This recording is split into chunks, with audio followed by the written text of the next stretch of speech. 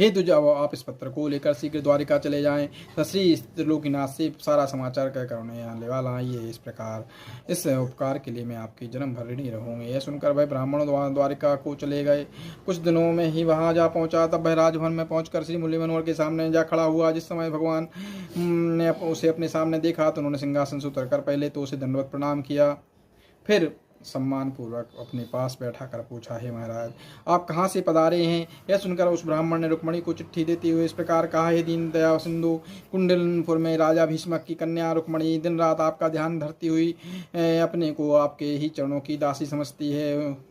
उसका पिता उसका विवाह आपके साथ करना चाहता है, परंतु उसके बड़े भाई रुक्माग्रज ने उसकी सगाई से सुपाल के साथ कर दी है। हे प्रभु, यह राजकुमारी मन कर्म वचन से आपके ही साथ विवाह करने के संकल्प कर चुकी है, अतः कुंडनपुर चलने की कृपा कीजिए। श्री कृष्ण ने उस पत्र को पढ़ा। उसमें लिखा था, हे देव, मैं मन वचन कर्म से आपकी दासी हो चुकी हूँ। आपके अतिरिक्त अन्य किसी को नहीं चाहती। यद्यपि मैं इस योग्य नहीं हूँ कि आपके चरणों की दासी बन सकूँ, फिर भी आप मेरी प्रीति को देखकर मुझे यह सौभाग्य प्रदान करें। राधे राधे।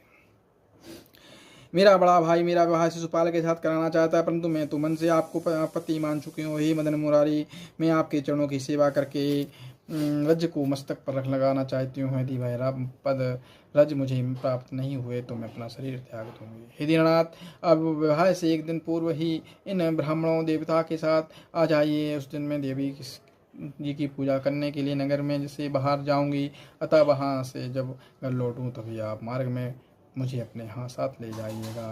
मुझे विश्वास है कि आप मुझे निराश नहीं करेंगे। मेरी लाज आपके हाथ में है। बोलो श्याम रामचंद्र की जय। कृष्ण भगवान